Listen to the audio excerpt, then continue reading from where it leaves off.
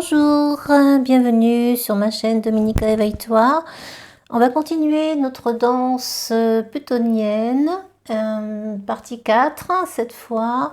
Nous avons vu déjà Pluton dévastateur, c'est-à-dire le côté explicatif plus général de Pluton sur nos cartes du ciel à la naissance. Et ensuite, vous avez les liens, je vais vous mettre les liens ci-dessus. Maison, donc Pluton dans la partie plus liée à nos vies, à nos secteurs de vie. Donc on a partie 2, donc maison 1 à 6 inclus. Puis dans la partie 3, maison 7 à 12 inclus. Vous avez le lien ci-dessus qui s'affiche. Vous pourrez donc vous y référer quand vous le souhaiterez. Il y a une explication de chaque secteur de vie et justement de la signification de Pluton dans ces secteurs de vie personnels. Alors on va voir plutôt aujourd'hui les aspects de Pluton dans nos vies justement. Qu'est-ce que ça donne lorsqu'on a par exemple un Pluton qui forme un carré à la Lune ou un carré à notre soleil, tout ça sur le thème natal, de naissance. C'est comme si à la naissance l'univers avait pris une photo, un flash de vous à votre naissance, de qui vous êtes, et c'est donc le thème qui vous suit pour toute votre vie. Ensuite on a des passages, des transits, ce qu'on appelle de Pluton, qui est une planète très lente, qui va vous réformer, transformer en profondeur.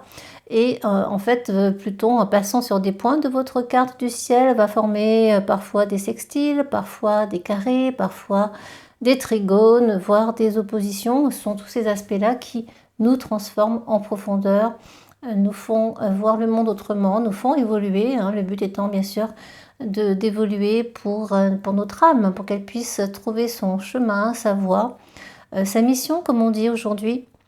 En tout cas, le pourquoi de notre raison sur Terre. Et Pluton est très utile en cela, puisque la planète va vraiment nettoyer la vase. C'est comme si on avait un étang, qu'au bout d'un moment, l'étang s'encrasse, s'envase, et qu'on a besoin de nettoyer pour justement voir plus clair, que l'eau devienne plus limpide, etc. C'est pareil pour nous, on est envahi de couches, notre cœur est envahi de couches, notre âme, notre conscience, et donc Pluton va un petit peu nettoyer tout ça.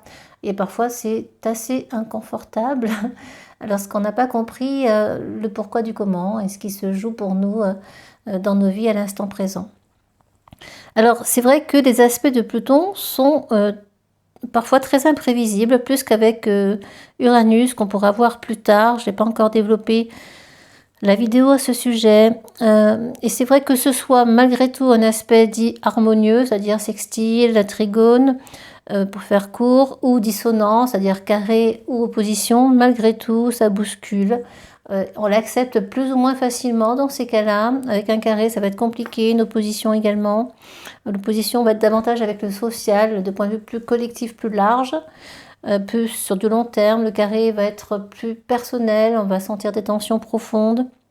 Mais bon, forcément, dans tous les cas, quoi qu'il en soit, ça bouscule un petit peu, ça rend inconfortable, ça fait ressurgir des peurs, du stress, des angoisses, des tensions qui sont vraiment très présentes en nous.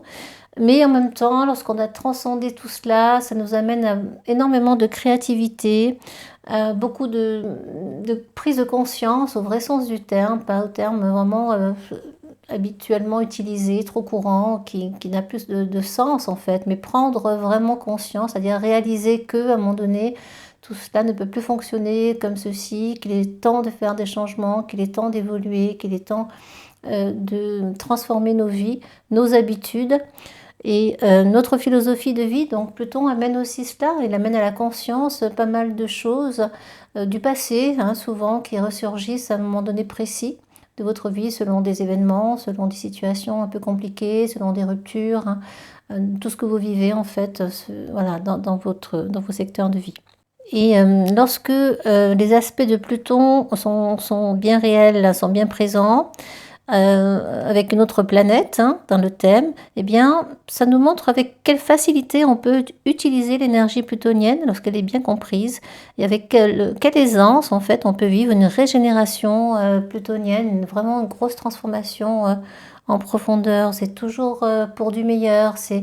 On l'associe souvent, Pluton, bon, au Scorpion, certes, mais au phénix qui renaît de ses cendres. Donc il y a une transformation, on va mourir à l'ancien pour renaître à autre chose. Donc c'est une vraie renaissance. C'est ainsi qu'il faut le comprendre. La mort, la vie font partie de ce cycle plutonien. Et lorsqu'on est plus dans l'acceptation de ces sujets très tabous, eh bien, on est davantage vivant d'une certaine façon. Et d'ailleurs, je ne sais pas si vous savez, mais les moines bouddhistes, lors de leur initiation, justement, en tant que moines, méditent pendant des heures, des heures, des heures, des dizaines, centaines d'heures s'il le faut, sur le sujet de la mort. Parce que lorsqu'on comprend, accepte la mort comme faisant partie du cycle, eh bien, on est davantage, on est plus vivant, on est plus dans le présent, plus dans la joie, et on développe tout cela au fil du temps. Donc on commence toujours par quelque chose d'assez sombre pour aller, du moins sombre dans nos croyances personnelles, pour aller vers plus de joie de vivre, plus dans l'instant présent, plus connecté à ce qui se joue pour nous à chaque instant, et non pas ni dans le passé ni dans l'avenir. Et lorsque Pluton forme un carré, que ce soit sur votre thème natal ou lors d'un transit, eh bien, on va davantage résister lorsqu'il y a un carré que lorsqu'il y a par exemple un trigone ou un sextile. Un trigone ou un sextile accompagne l'énergie, il y a une meilleure compréhension et on va la transformer avec moins de tension personnelle, moins d'anxiété, moins de résistance personnelle. Vous voyez, la différence est notable, hein. On accompagne d'une certaine façon cette énergie plutonienne. Il est remarqué d'ailleurs que les personnes qui ont un Pluton, trigone ou sextile au Soleil ou à la Lune, eh bien sont souvent plus dotées du moins d'une compréhension qui est innée, qui est extrêmement spirituelle. Une compréhension des cycles de vie que j'évoquais juste avant. On a souvent remarqué ça dans les thèmes. Donc bon, voilà, c'est important de le dire parce que lorsque vous avez ces aspects-là ou des passages de Pluton en transit qui forment ce sextile ou trigone dans votre carte du ciel par rapport à une planète, eh bien, ça va être un peu plus facile, pourrait-on dire. Ça n'empêche pas les changements, mais on va être davantage dans la compréhension de ce qui se joue, plus que dans la tension et la résistance. Lorsqu'on résiste, on ne lâche rien, et là, ça va être un peu plus compliqué à vivre. Donc, sans plus attendre, on va voir ensemble les aspects de Pluton avec nos planètes personnelles. Déjà le Soleil, la Lune, Mercure, Vénus, Mars. Et on aura déjà un point de vue intéressant par rapport à ça, à apporter, et aussi des descriptions qui pourraient peut-être vous parler, correspondre à ce que vous vivez ou à ce que vous ressentez depuis toujours, si c'est dans votre carte natale à la base. Commençons par les aspects de Pluton, Soleil-Pluton. Les qualités associées au Soleil, Soleil en Scorpion, souvent, parce que Soleil en Scorpion ou Soleil-Pluton, c'est un peu la même chose, d'une certaine façon, puisque Pluton gouverne le signe du Scorpion et la maison 8, hein, bien sûr. Donc si vous avez les deux, alors là, c'est très fort sur un thème natal. Alors, on a ce besoin justement de restructurer. Il y a cette opiniâtreté prononcée, donc dans ce cas-là. C'est d'une grande intensité, hein. C'est assez magnétique, c'est quelque chose que l'on remarque, des personnes que l'on remarque en général. Il y a un engouement pour le pouvoir, bien souvent. Et une discrétion notable quant à ses désirs et motivations profonds. On cache bien les choses. Scorpion ou Pluton est d'une nature à cacher, à ne pas tout dire. Par contre, il perçoit tout et tout le monde très facilement. Il y a quelque chose d'assez instinctif, d'assez animal, d'assez profond, hein, dans les sujets du moins spirituels, ou par rapport à ce qu'on ressent soi-même, par rapport à ses émotions. Il y a une grande profondeur. Mais ça donne aussi des sujets de nature impitoyable, hein, dans son côté plus sombre, hein, face aux autres déjà, mais aussi vis-à-vis de soi. Il y a là un besoin de se transformer radicalement. S'il y a un aspect Soleil-Pluton, que ce soit carré, enfin peu importe, hein, carré, même sextile, même trigone, mais parfois plus facile à se transformer lorsque ce sont des aspects harmonieux. Donc on transforme radicalement, donc possibilité d'éliminer les anciens schèmes de vie, tout ce qui nous encombre, on remue la vase, là on n'a pas peur d'y aller, hein. Et c'est bon, c'est plus facile avec les aspects harmonieux, c'est sûr, mais avec tous les aspects, quoi qu'il en soit, ça va être le cas. On va vraiment avoir besoin de réformer en profondeur, d'aller nettoyer, nettoyer, nettoyer, nettoyer jusqu'à ce que l'on retrouve un peu plus de pureté. Voilà, que ce soit un peu plus clair, hein, que ce soit un peu plus facile, plus léger. Là, on est dans l'inconscient, tout ce qui est lié à notre subconscient, inconscient. Il y a une forte compulsion dans ces cas-là aussi. Il y a un besoin vraiment d'aller chercher au fond de soi qui l'on est, quels sont nos schémas personnels, de se comprendre davantage. Hein.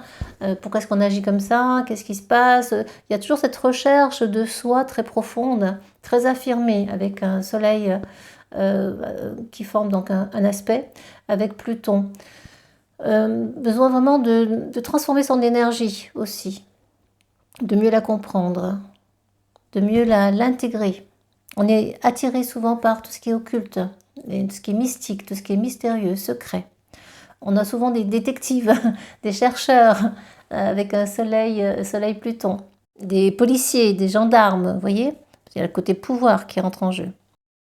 Et souvent, avec un Pluton, enfin un soleil formant un aspect à Pluton, on peut rencontrer des gens assez mystérieux dans nos vies qui vont apporter quelque chose de complètement irrationnel, qui n'est pas habituel en fait, hein, mais qui va nous aider. Ces personnes-là, ces rencontres-là vont nous aider à avancer. Ce sont des rencontres significatives, marquantes, ou des coïncidences, même si ça n'existe pas. Il n'y a pas de hasard pour moi. Donc voilà, on va vous mettre dans vos vies, dans votre chemin de vie, des situations comme ça, ou des personnes particulières qui vont vous permettre d'avancer plus vite, de vous régénérer, de vous transformer, d'évoluer.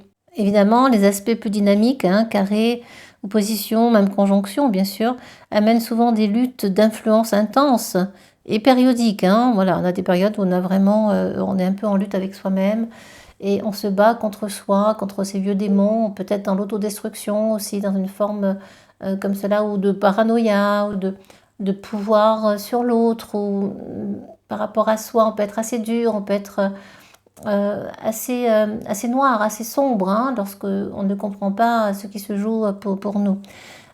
Donc voilà, il y a aussi bien le côté très sombre de Pluton, très noir, que le côté lumineux de la transformation. Donc voilà, il y a une utilité en chaque situation, hein, rien n'est jamais tout blanc ou tout noir. Donc c'est vrai qu'il y a des aspects qui peuvent être particulièrement difficiles à vivre, mais qui vont apporter une belle lumière ensuite. Et lorsque la lumière arrive, on évolue beaucoup plus vite, beaucoup plus facilement. Et le conscient, voilà, s'installe, la prise de conscience s'installe et nous permet vraiment d'avancer. Et en fait, on a constaté aussi que les aspects dynamiques, conjonction, carré, opposition, sont plus difficiles à vivre par les femmes, dans les thèmes des femmes. Alors pour quelles raisons? Peut-être une plus grande sensibilité, je pense. D'une manière générale, je ne dis pas que les hommes sont insensibles, mais ils ont un côté, sauf s'ils sont très s'ils ont un côté féminin plus développé, mais souvent, voilà, leur côté yang, de prendre les choses en main, de lâcher prise, de laisser être ce qui doit être, est peut-être plus naturel pour eux, je pense. Et on a constaté donc effectivement que c'était plus facile à vivre pour les messieurs que pour les dames. Voilà, certainement lié à nos émotions, peut-être plus importantes ou plus marquées, ou du moins tendance à beaucoup penser, plus hein, au niveau les femmes d'une manière générale pensent davantage, enfin du moins sont dans leurs pensées récurrentes, alors que les hommes ont cette faculté à laisser aller plus vite, plus facilement. Voilà, on n'est pas tous égaux là-dessus. Et d'ailleurs, hein, pour les femmes, ça vient mettre en lumière hein, ces aspects de Soleil-Pluton. Eh bien, ça met en lumière des difficultés, du moins des difficultés que l'on vit avec le père, mais aussi avec d'autres hommes. Il y a vraiment cette notion de pouvoir masculin, le côté yang qui peut être difficile à accepter, à accueillir. Donc voilà, il y a possible résistance à ce niveau-là, possible blessure ancienne aussi, qui peuvent ressurgir. Les femmes vont rechercher de l'attention en fait, hein, de l'attention chez le père, de la communication, de l'amour, de la sécurité aussi, de la confiance. Et souvent d'ailleurs, ces femmes-là recherchent des hommes puissants, des maris puissants, voire parfois impitoyables, jusqu'à des criminels, dans le côté vraiment extrême, et c'est arrivé, ou des hommes autoritaires assez forts et excessifs, hein, qui ont un pouvoir très fort sur elles. Bon, voilà, chacun le vivra vraiment de manière très personnelle et en fonction de son thème, de ses aspects. Et d'ailleurs, par extension, lorsque ces femmes ont ces aspects-là, elles peuvent être elles-mêmes extrêmement exigeantes envers elles-mêmes, mais aussi envers l'autre, et elles peuvent faire fuir l'être aimé tant désiré, parce qu'elles ont ce côté-là très plutonien dans leur thème, et très dur, hein, très destructeur. Pour les deux sexes, tendance ici, avec un soleil Pluton, ou en conjonction, ou autre aspect, la glorification de soi est bien présente. Ça, c'est un fait établi. L'humilité n'est pas leur fort. En général, on n'est pas très humble. On peut le devenir, hein, ça n'empêche pas, évidemment. Et d'ailleurs, les relations intimes avec ces aspects-là sont aussi rarement harmonieuses et tranquilles, sereines. C'est un petit peu too much, hein, c'est tout feu, tout flamme. C'est fusionnel, pulsionnel, c'est passionné parfois, effectivement, mais dur. Hein. Ça peut être très pervers dans son côté sombre, hein, son côté noir, très trash. Voilà, un côté très possessif aussi, évidemment. De manipulation, tendance à la manipulation, inconsciente ou consciente. Lorsqu'il y a des oppositions, on peut avoir tendance à adresser à l'autre, hein, au collectif, des demandes complètement irraisonnables et inconscientes, hein, que les autres ne comprennent pas d'ailleurs. Hein. Et on cherche souvent à changer l'autre. Hein. Ça, c'est quelque chose d'assez fort, d'assez notable. On veut changer l'autre à tout prix et soi-même pas forcément. Évidemment, cela va entraîner de grosses déceptions. Au niveau relationnel, ça ne peut pas fonctionner car on n'est pas là pour changer l'autre. Mais avant que la compréhension s'installe, eh bien, il peut falloir plusieurs expériences amoureuses, plusieurs relations dans sa vie et des déceptions forcément, des ruptures parce que ça ne fonctionne pas comme on voudrait que ça fonctionne. On souhaite absolument transformer l'autre et ne pas se transformer soi-même. Donc ça crée forcément des désaccords, des tensions et à terme des ruptures. Le natif doit prendre conscience de son conflit intérieur et de son besoin de transformation pour enfin accepter l'autre tel qu'il est, pour être dans une relation beaucoup plus harmonieuse avec les autres. Mais déjà, ça commence par soi. Donc il y a des blessures à aller chercher, compréhension de cela, le côté travailler sur son subconscient, son inconscient, grâce à des personnes, se faire aider, accepter de se faire aider, ce qui n'est pas toujours le cas dans cette configuration-là. Et au fur et à mesure, on va se transformer et changer, en fait. Mais ça commence vraiment par soi, dans un premier temps. Tout de même, lorsqu'il y a des aspects harmonieux, on s'aperçoit qu'on s'adapte plus facilement aux transformations de la vie. On devient plus conscient du déroulement du processus. Si on l'accepte, on l'accueille plus facilement. Donc, ce sera plus simple hein, de se réformer dans ces cas-là avec des aspects plus harmonieux. Ce sera plus léger. Et souvent, malgré tout, c'est dommage car on s'aperçoit que les personnes qui ont des aspects, des trigones ou des sextiles entre le Soleil et Pluton, eh bien, ces personnes ne tirent pas souvent profit de leur potentialité créative, de leur capacité aussi à sonder le mystique, l'occulte, à travailler sur justement cette profondeur d'esprit. C'est pas très courant, c'est quelque chose qui malheureusement n'est pas assez exploité, alors que ça devrait l'être, parce qu'il y a vraiment quelque chose de très puissant à travers ces trigones ou ces sextiles, à exploiter justement pour aller vers plus de créativité. On a remarqué aussi que Soleil Pluton, avec des aspects donc stimulateurs, conjonction, carré et opposition, eh bien, il y avait, ou en maison 8, hein, c'est pareil, ça traduit souvent une séparation du père. qui alors dans l'enfance, hein, d'une séparation peut-être parce qu'il est parti ou qu'il y a une rupture dans la jeunesse ou parce qu'il était absent, c'est peut-être ça simplement, eh bien ça va entraîner de profondes cicatrices psychologiques marquées, marquantes et qui vont générer des peurs et des schémas compliqués au fil de l'évolution en tant qu'adulte et au fil de son parcours. Et pour les hommes, dans le thème des hommes, il peut y avoir un lien étroit par contre avec une femme, même si on est sur le soleil avec Pluton ici. C'est souvent la mère en général qui est mise en lumière ici. On dit souvent que le type de relation symbolisé par Pluton et par le Scorpion, hein, aux maisons 8, eh bien, ça correspond à un type de relation appelée celle de l'absorption, c'est-à-dire que l'une des parties absorbe, voire épuise l'autre. Donc il y a toujours un absorbeur ou un absorbé, vous voyez, dans ce type de relation. C'est comme si on était privé d'une identité personnelle, individuelle, et donc on a besoin de prendre le pouvoir sur l'autre et de puiser toute l'énergie sur l'autre. Donc après on tombe dans la manipulation, la domination, la possession, qui sont sous les apparences trompeuses de l'amour, vous voyez. Ça crée des tensions plus ou moins palpables, plus ou moins présentes, des malaises hein, d'une certaine façon dans ce type de relation. Il y a quelque chose d'assez noir, d'assez sombre. Donc lorsqu'on est déjà dans le pouvoir, dans la domination, dans la possession, c'est toujours sombre, hein. Ça amène toujours des désordres importants vis-à-vis de l'autre, par rapport à l'autre. Il y en a toujours un qui est plus blessé que l'autre. Donc il sera question de veiller à cela, de veiller à faire en sorte que la relation soit la plus pure possible, la plus simple possible, dans le respect de l'autre et non pas dans cet esprit de pouvoir ou de possession. Voilà un petit peu pour tout ce qui concerne Pluton, Soleil-Pluton. Les aspects de Soleil-Pluton sont dans un thème, c'est vraiment un point très important, hein. C'est une énergie qui découle directement de l'énergie physique, de l'énergie yang, hein, Soleil, de sa personnalité également, de comment on la transforme, comment on la change, comment on va évoluer tout au fil du temps.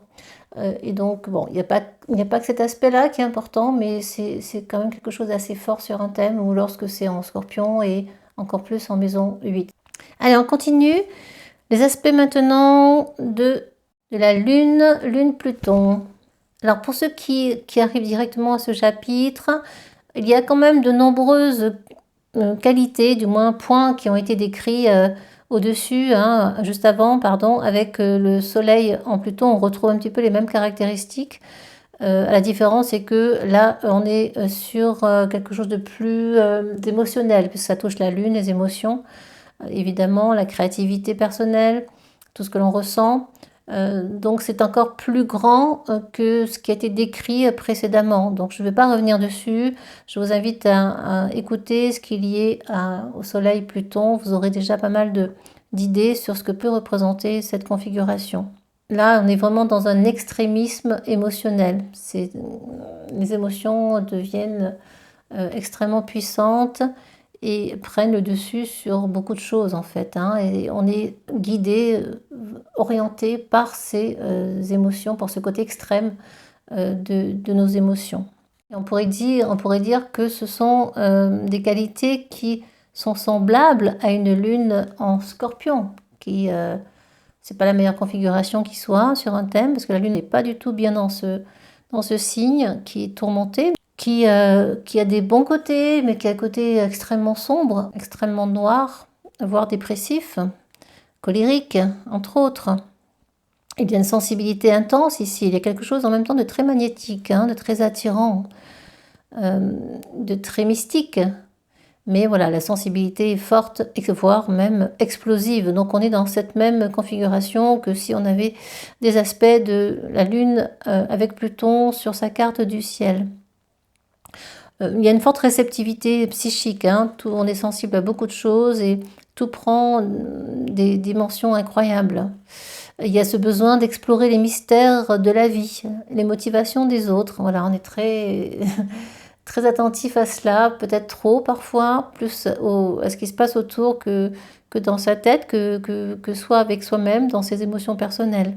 La lune en Scorpion, où Lune en aspect Pluton, on a cette capacité à ressentir très facilement les autres, hein, à savoir à qui on a affaire. Et par contre, on ne va pas se dévoiler trop. On va plutôt savoir, extraire chez les autres, hein, avec une lune en Scorpion et ou lune Pluton sur votre carte du ciel.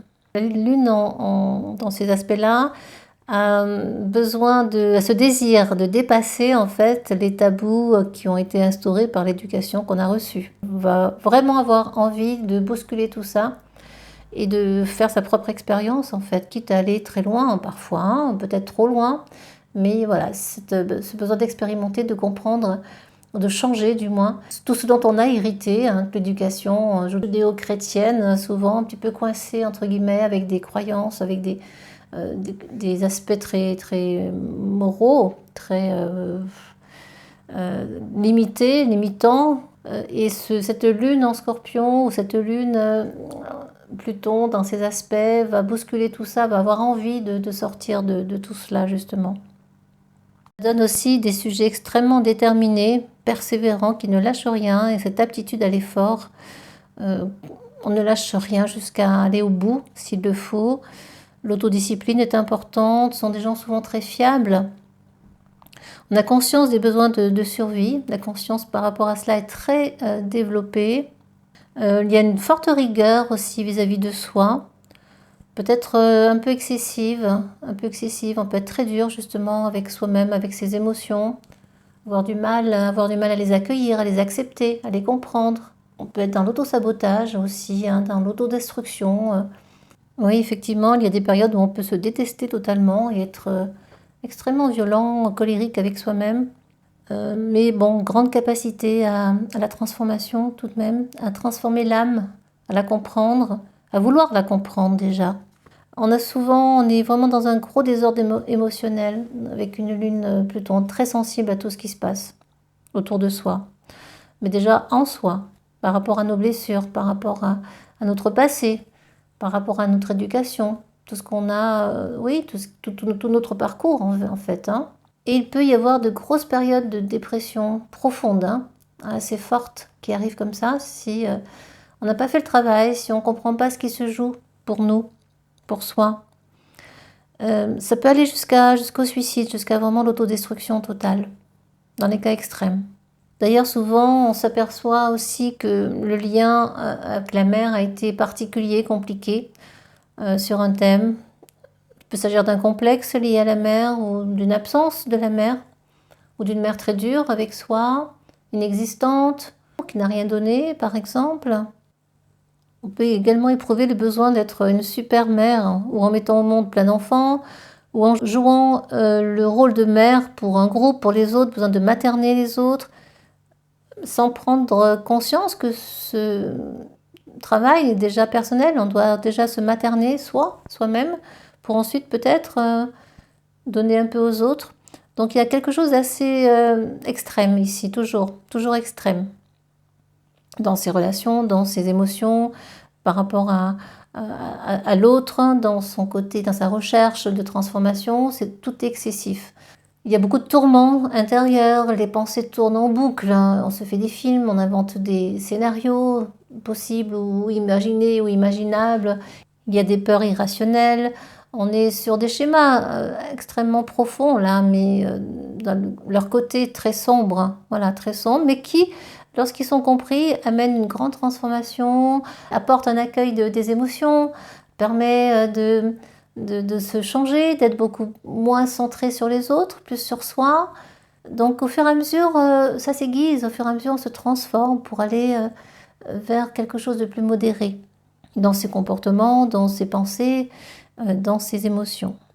Avec une lune en Scorpion, ou avec donc des aspects à Pluton, on s'aperçoit que souvent on a ce besoin de pouvoir malgré tout sur l'autre, la mère supérieure, au vrai sens du terme, ou pas. C'est tout à fait en cela qu'on peut l'interpréter, vous voyez. Peut-être ce besoin voilà, de diriger les autres, un groupe, ça peut être un orphelinat d'ailleurs, hein, une école, Donc voilà un petit peu, c'est tout ce qu'on peut dire sur la Lune ou en Scorpion ou en maison 8 et ou bien sûr avec des aspects à Pluton. Mais tout ce qui a été vu, hein, je le rappelle, avec Soleil, Pluton, au début de la vidéo, fait écho, c'est aussi cela. Hein. Donc prenez également ce qui a été décrit au début. Allez, on va continuer, ça va être un peu plus court avec les aspects donc de Mercure, Pluton, puis Vénus, Pluton. Allons-y pour Mercure-Pluton. Pluton, donc Mercure-Pluton, donc Mercure étant bien sûr planète de la communication, des échanges, du mental, de l'intellect, des apprentissages, des déplacements, petits déplacements. On va être donc avec des aspects Mercure-Pluton, que ce soit conjonction, carré, enfin, même sextile, trigone, tous les aspects en fait, hein, carré et opposition. Là, ces aspects expriment en fait une sensibilité mentale semblable donc en fait à celle de Mercure qui se trouverait dans le signe du Scorpion. Hein. C'est lié, le Scorpion est toujours lié à Pluton. Donc quelque chose, une aptitude profonde à la concentration. Il y a un intérêt très fort pour l'occultisme ici, pour la sexualité et pour tous les sujets tabous de la vie, quels qu'ils soient. La sensibilité psychique et la ferveur intellectuelle sont très fréquents ici. Et bon, mais parfois l'esprit a tendance à s'égarer aussi. Hein. Il sera question de veiller à cela, de ne pas partir dans tous les sens, trop loin, sans finalement règles, sans limite, sans frontières. On a là une conscience très développée. Et on sait comment utiliser sa conscience, on a cette faculté d'utiliser la puissance de son esprit. Souvent d'ailleurs de façon très délibérée, très dirigée. On a tendance peut-être aussi à dominer les autres par la parole, par ce côté communicatif très fort, par les échanges, par cette manière de manier le verbe avec puissance, force, pouvoir, autorité. Voilà ce que pourrait être ce Mercure ou en Scorpion ou ces aspects entre Mercure et Pluton. Pour les aspects stimulateurs, conjonction, carré, opposition, on a des personnes qui auraient tendance à parler, à bavarder de manière assez compulsive. Vous voyez, bon, ça peut un peu déranger l'autre, agacer l'autre, ou avoir des idées bien arrêtées, à imposer, on a tendance à imposer ses idées, hein, toujours ce côté pouvoir qui ressort. Oui, il y a le pouvoir sous-jacent des mots en fait, hein, et cette capacité de les utiliser. Donc, avec les mots, on peut aller très loin, on peut blesser l'autre, on peut manipuler l'autre, on peut être sur une autorité très forte, avoir du mal à trouver l'équilibre. Donc, ça va être quelque chose d'assez puissant sur un thème. L'échange va être la communication, le mental vont être des éléments très puissants. En conjonction, souvent, on a ici un Mercure conjoint à Pluton, donne un esprit extrêmement pénétrant en fait, hein, et investigateur. Il aime trouver, chercher. Ce sont des personnes qui ont cette capacité naturelle à sonder les profondeurs de n'importe quel sujet, de n'importe qui aussi. Elles sont curieuses souvent, perspicaces, et on aime bien résoudre les énigmes ici, hein, les mystères. Ouais, les mystères de la vie, les mystères, tout ce qui est occulte en fait. Une attirance, hein, la générale, pour les sciences, oui, les sciences occultes, tout ce qui est caché, tout ce qui demande d'être mis en lumière, les enquêtes, quelles qu'elles soient. La communication est souvent intense et persuasive. Les paroles ont du poids, hein, donc attention, voilà, la manière dont on va communiquer avec l'autre, comment on va utiliser les mots. Ça peut donner des gens extrêmement fascinants et qui vont aussi aller chercher, travailler, du moins parler, échanger sur des sujets tabous ou cachés qui dérangent. Voilà, cette capacité à faire cela très facilement. On n'a pas peur de dire les choses et on les dit de manière un peu directe, un peu cynique aussi, un peu cassante. Il sera important de ne pas devenir obsédé par certaines idées ou recherches, hein, parce que ce côté persévérant de Mercure, Pluton ou de Mercure en Scorpion qui va jusqu'au bout du bout, jusqu'à y perdre la santé. Attention au burn-out, effectivement, avec un mental très fort, parce qu'on a cette capacité à être focus, à se concentrer très fort, effectivement, très puissamment. Mais ça peut aller vraiment très loin. Donc toujours modération en toutes choses, mais ce n'est pas facile avec un Mercure-Pluton. On a tendance aussi à garder des informations pour soi, à être très secret avec Mercure dans cette configuration, ou être confronté au secret des autres. Voilà, les autres vont se dévoiler facilement, mais par contre, vous ne direz pas grand-chose de vous. Cette capacité toujours du Scorpion, de côté plutonien et scorpionique, justement à faire cela. Avec un carré, par exemple Mercure carré Pluton, il peut y avoir vraiment des tensions intellectuelles et communicatives. De forts conflits peuvent surgir dans votre vie, dans votre manière, par rapport à votre façon de penser, de communiquer. Ça peut déranger l'autre, hein, c'est assez direct, blessant parfois. Il y a cette notion de lutte de pouvoir intellectuel, cette tendance à contrôler les autres par la parole, comme j'ai déjà évoqué cela juste avant. On peut être dans l'obstination mentale, voilà, il sera question, attention, de veiller à cela, à cette obsession des pensées, à ce mental très fort, ou ce côté très arrêté dans ses opinions, dans ses idées, et des difficultés à considérer les idées des autres, du coup les autres points de vue. On ne les accepte pas, on considère qu'ils n'ont pas raison, et qu'ils sont, oui, qu'ils ne sont pas dans le vrai, et on impose souvent son point de vue là. Et souvent, du coup, ça génère de grands conflits quand on pense comme ça et qu'on n'est que dans une seule direction, qu'on n'entend pas, qu'on n'écoute pas l'autre, hein, automatiquement. Hein. Voilà, il peut y avoir des ennemis, des gens qui vous détestent parce qu'ils détestent votre manière de dire les choses, votre façon de les imposer surtout. Le Scorpion ou Pluton a un côté très méfiant, ne fait pas confiance aux autres. Il y a une méfiance même parfois excessive. Ça peut tourner à la paranoïa, voilà, où on peut devenir vraiment extrêmement suspicieux, mais trop. Lorsqu'il y a une opposition, alors pareil, des désaccords importants, des confrontations directes hein, dans les échanges avec les autres, plus larges, hein, plus collectifs, il y a des points de vue complètement opposés et on n'accepte pas les points de vue des autres. On considère avoir raison, c'est souvent le cas, enfin du moins c'est ce qui ressort souvent. Il y a cette fascination aussi par le pouvoir et le contrôle dans la communication, c'est extrêmement puissant. Ça peut donner des gens très convaincants, hein, très convaincants dans leur manière de dire les choses, dans leurs idées, dans le partage de leurs opinions. Il peut y avoir vraiment dans une période, dans des aspects comme ça, des crises intellectuelles dans sa vie, où on peut découvrir des informations qui étaient cachées, parce qu'on est extrêmement chercheur et qui cherche trouve. On a ce besoin d'aller au fond des choses, d'aller découvrir. Donc ça peut révéler ou des secrets ou des crises importantes dans sa vie. Il y a cette difficulté à trouver un terrain d'entente toujours.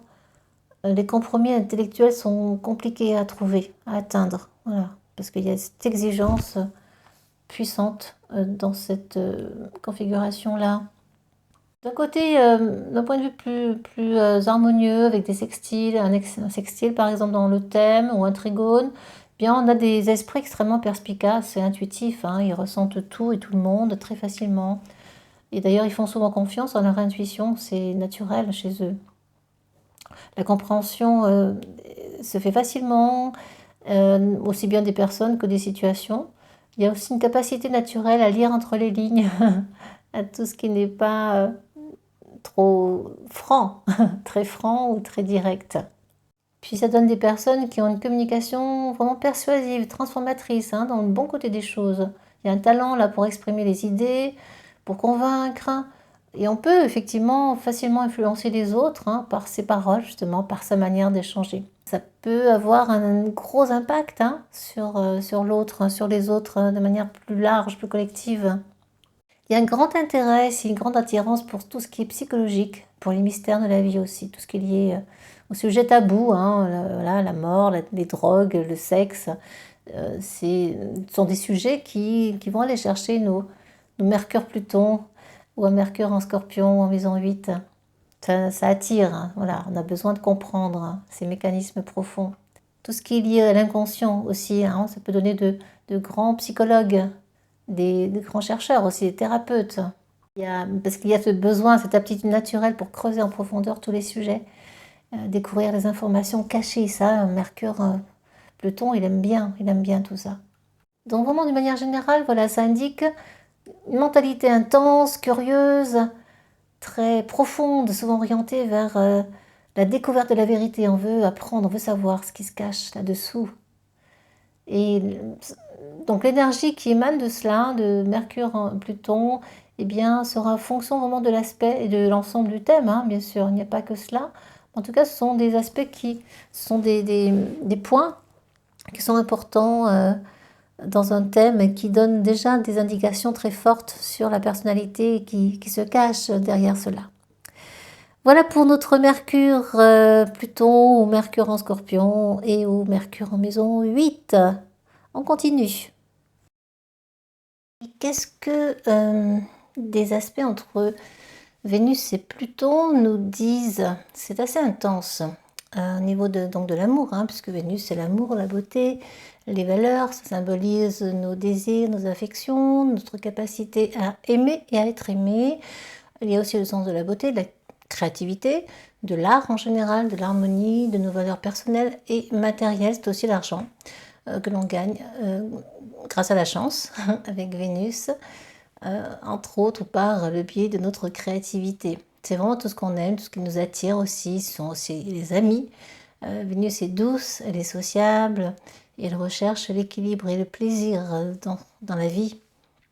Pluton, c'est la transformation, le pouvoir, la profondeur. C'est une planète de transformation radicale. C'est la planète, bien sûr, aussi de l'autorité, enfin du pouvoir, de l'autorité par le pouvoir personnel et collectif. C'est la planète de la mort, de la renaissance, hein, je rappelle un peu tout ça. Tout ce qui est caché, refoulé, sont nos peurs profondes, les profondeurs de notre psyché, nos obsessions, nos désirs les plus intenses. Et Pluton ne connaît pas la superficialité du tout, hein. On cherche ici la vérité brute absolue et le changement profond et radical. Alors quand il y a des aspects entre Vénus et Pluton, ça crée une alchimie intense, hein. Tout est intense, l'amour devient intense, la passion est intense, la fusion est intense, les pulsions sont intenses. Sont des énergies qui se mélangent entre elles et qui apportent énormément de puissance, de magnétisme dans les domaines de l'amour, hein, là, du coup des relations, des valeurs et de l'expression aussi de soi. Cette combinaison peut se manifester de différentes façons selon bien sûr la nature de l'aspect sur votre thème, hein. On parlera de ça après. Mais c'est vrai que dans un thème natal, eh bien ça donne des natures passionnées et en même temps extrêmement complexes, hein, avec le Pluton qui s'en mêle, le côté scorpionique, hein, qui vient apporter du moins une touche un peu plus intense, plus occulte, plus mystique, plus passionnée à tout cela. Les relations du coup peuvent être très profondes et vraiment transformatrices. On ne recherche pas des relations ici superficielles, hein. On aspire à une connexion profonde, qui soit magnétique, attirante, dans la passion souvent. Voilà, on a besoin de rechercher des partenaires comme ça, qui vous animent, hein, qui vous font vivre en fait, hein, qui vous apportent du plaisir. Hein. Il y a cette notion de plaisir, de désir ici très fort. Parfois ça peut être très complexe, ça peut aller très loin, un peu trash, hein, dans les relations, limite de la perversion, de l'obsession, on peut tomber dans la manipulation de l'autre, selon qui a Vénus avec Pluton, ou Vénus en Scorpion, ou Vénus en maison 8, si c'est les deux, eh bien ce sera de l'auto-sabotage, mais en même temps la capacité à saboter la relation de l'autre et inversement, dans son côté plus sombre.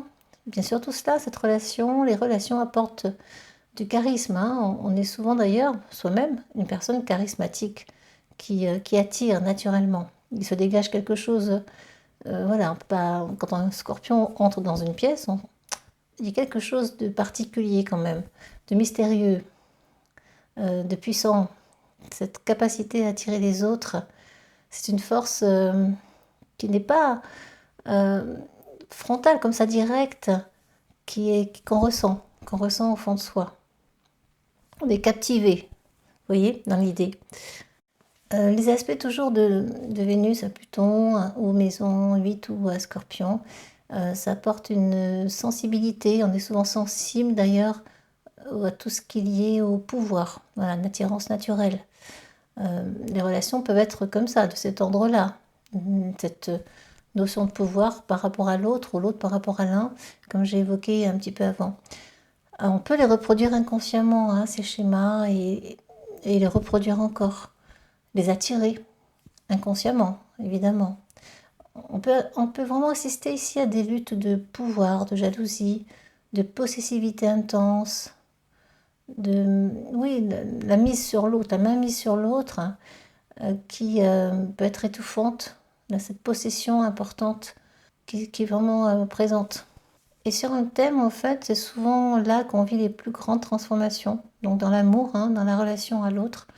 Ça peut être aussi à travers les amitiés. On peut changer souvent d'amis, on peut changer souvent de conjoint ou conjointe. Les ruptures peuvent être très douloureuses, par contre. Et en même temps très transformatrices si on a compris le schéma, le fonctionnement, si on a la compréhension et de tout ça, de soi-même et de ses besoins, de ce qui nous amène à vivre cela encore et encore. Souvent on répète les mêmes choses, on renouvelle, on recommence, jusqu'à ce qu'on ait compris, jusqu'à ce que l'âme ait intégré tout cela. Les valeurs souvent dans ce cas-là sont profondément ancrées et peuvent être remises en question, transformées tout au long de la vie. Les attachements sont forts et voilà, tout ce qui et relations, amitié, sont des valeurs extrêmement fortes dans ce cas-là, qui vont prendre beaucoup de place dans la vie du natif. On assiste aussi à une créativité puissante, hein, intense ici. L'art peut être étrange, on peut être attiré par une créativité particulière, hein, qui peut déranger d'ailleurs les autres, hein, parce qu'elle n'est pas dans les clous, elle n'est pas classique et dans les normes d'une certaine façon.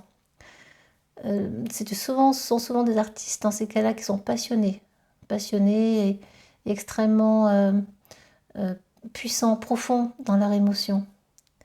Ils posent un regard différent en fait sur la vie. Le regard va dans les profondeurs de notre obscurité, de nos peurs, de tout ce qui est caché en fait. Et on ose du coup, à travers la créativité, eh bien, révéler, dévoiler tout cela.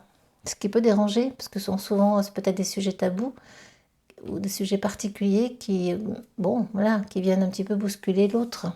Alors au niveau des aspects, lorsqu'il y a une conjonction Vénus-Pluton, eh bien là on est sur une forte intensité. On est au maximum de l'intensité même, hein. Les thèmes de l'obsession, du pouvoir, de la transformation dans l'amour sont extrêmement présents et prendront beaucoup, beaucoup de place dans la vie du natif. On a un fort besoin de fusion ici, mais ça peut aussi créer de très grands conflits.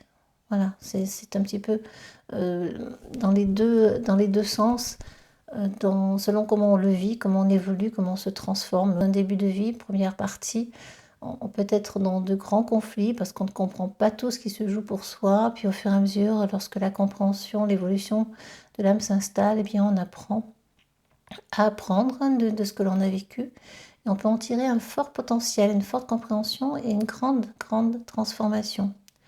Lorsqu'il s'agit d'un carré, d'une opposition, on est sur des aspects très tendus ici et des défis importants à relever. Cette notion de lutte de pouvoir, vous voyez, de jalousie, de crise émotionnelle peuvent survenir dans le couple ou à travers ses amitiés. Voilà, dans son quotidien, on peut sentir une puissance qui émane de la profondeur de soi, de son ombre.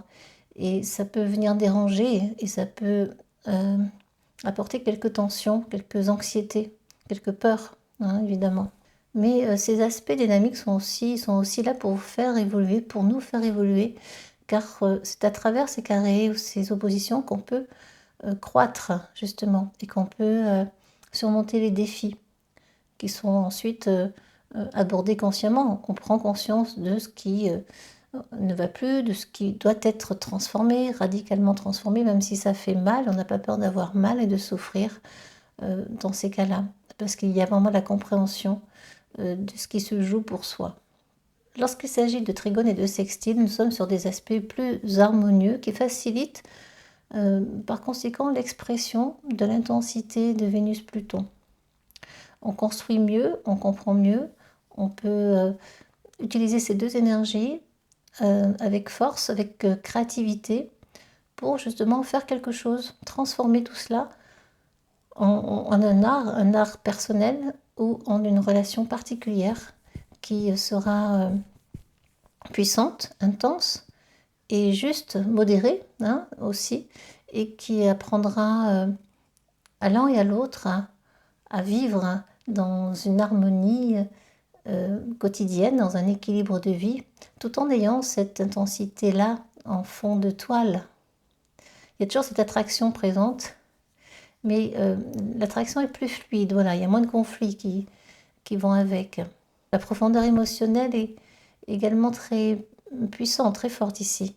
Une passion, la passion durable aux relations, à condition vraiment qu'on entretienne cela et qu'on l'ait compris. Hein. Mais c'est plus facile avec un sextile et un trigone. Ça reste néanmoins des aspects très intenses et qui vont être importants dans la vie de quelqu'un. Ils prennent beaucoup de place. Tout ce qui est avec Pluton prend beaucoup de place, quoi qu'il en soit. Mais en tout cas, voilà, on va aller vers un potentiel de transformation radicale à travers les relations et les valeurs. On va comprendre beaucoup de choses quand on prend le temps de s'intéresser à ses peurs, à nos blessures, à notre subconscient, pour en faire ressortir toute la substance la plus intense, la plus pure qui soit. Et la compréhension, lorsque la compréhension s'installe, eh bien, on peut aller vers une relation beaucoup plus harmonieuse, tout en étant intense et passionné, ça n'empêche pas. Mais ça reste une relation complexe, quoi qu'il en soit, parce que Pluton est là, et avec ce côté scorpionique, hein, bien, on va vraiment chercher dans les ombres, dans les parties sombres de soi-même, dans les parties les plus profondes de sa psyché, et forcément, ça peut apporter une certaine complexité. Voilà pour l'histoire de Vénus avec Pluton ou Vénus en Scorpion, hein, c'est la même chose, ce sont les mêmes énergies, ou Vénus en maison 8, si vous avez les trois.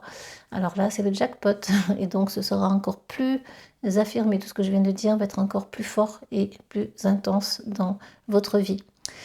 Voilà, on va s'intéresser à présent à notre Mars-Pluton, aux aspects de Mars-Pluton. Un rappel, Mars, c'est l'action, l'énergie, la volonté, c'est aussi la guerre, hein, les jeunes aussi, l'impulsion, tout ce qu'on cherche à obtenir, la manière dont on agit, la confrontation, c'est le courage aussi, c'est l'initiative, capacité à avancer, dans le dynamisme aussi de notre quotidien, dans l'action. C'est une énergie extrêmement brute. Mars, avec Pluton, eh bien, on est dans la transformation, le pouvoir, la profondeur, comme j'ai déjà évoqué. Et ici, on pourrait dire que l'alchimie entre les deux va créer une force puissante. C'est la force de la transformation.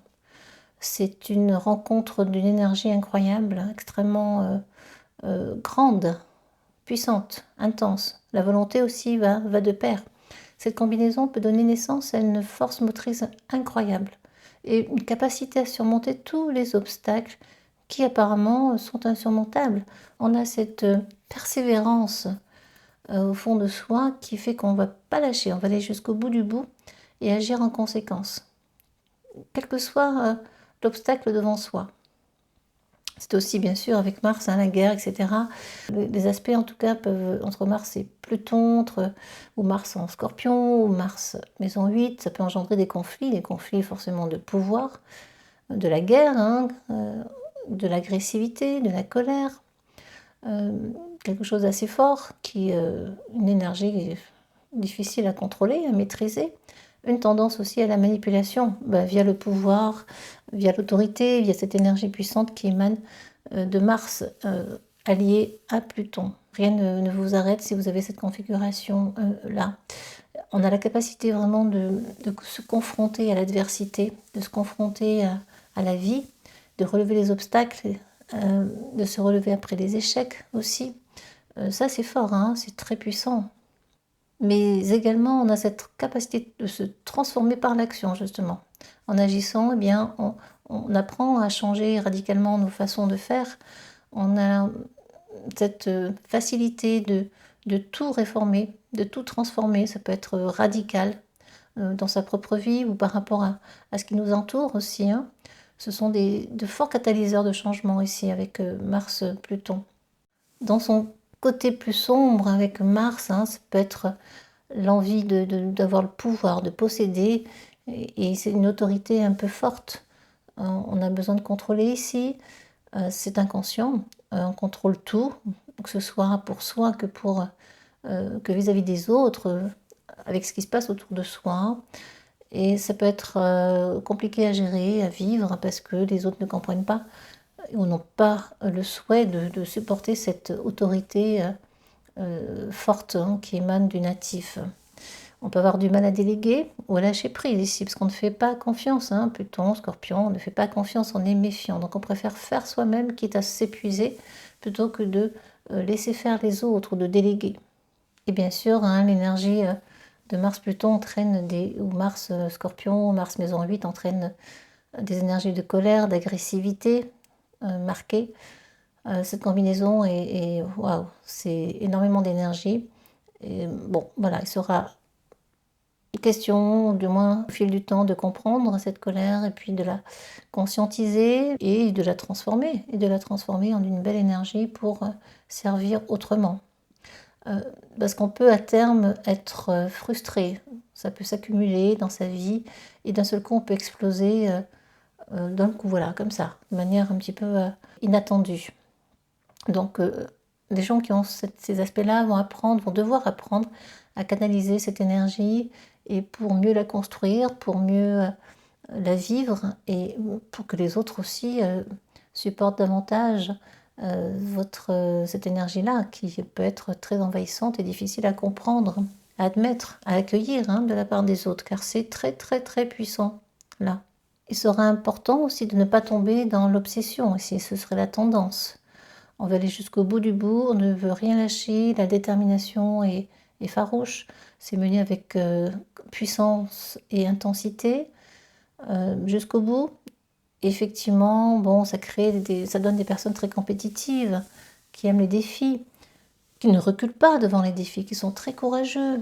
Mais attention de ne pas vraiment tomber dans l'obsession, de coûte que coûte, quitte à se faire du mal. Ça pourrait être le risque. D'un point de vue sexuel, évidemment, la sexualité est très forte. Ça pourrait entraîner, on peut aller dans des excès, justement, dans quelque chose d'obsessionnel, qui apporte une incapacité à se satisfaire. Vous voyez, on a toujours besoin de plus, on n'en a jamais assez, et ça devient too much. Donc, et souvent superficiel. Il sera vraiment important ici de se reconnecter à cette énergie sexuelle de manière plus tempérée, plus harmonieuse, pour aller dans des relations qui seront dans cet endroit-là, pour mieux gérer cette énergie, pour mieux l'accompagner, et pour mieux l'utiliser en fait. Car dans le cas contraire, ça pourrait donner des personnes complètement dépravées, avec plein de vices, dans le côté plus vraiment très sombre, hein. On peut aller dans des situations presque diaboliques, perverses même, de pouvoir sur l'autre, hein, sexuel même, et on pourrait s'y perdre. Donc voilà, prudence et modération, toujours en toutes choses. Il sera important de comprendre cette énergie-là et de la canaliser davantage pour être plus dans la justesse et l'équilibre. Et d'ailleurs, on peut passer par des crises existentielles très importantes. Tout est too much en fait, hein, avec ces configurations-là. Même les ruptures sont intenses, difficiles à vivre. Et en même temps, sont destructrices, hein, bien souvent. Et en même temps, c'est une forte capacité, là, ça entraîne une forte capacité à se régénérer et à renaître de ses cendres. Toujours pareil, le phénix, hein, c'est l'image que l'on donne souvent, qui renaît de ses cendres après destruction. Et voilà, la renaissance peut enfin se mettre en route. Mais ça passe par des crises intenses et assez destructrices, il faut bien le dire. Alors au niveau des aspects, lorsqu'il y a une conjonction de Mars à Pluton, bien ça fusionne très fort. c'est beaucoup d'énergie. La volonté est puissante, les actions sont menées non-stop. On a toujours beaucoup d'énergie pour tout. Il peut y avoir une tendance au fait d'imposer les choses et à la difficulté de lâcher prise. Donc ce sera de prendre le pouvoir toujours.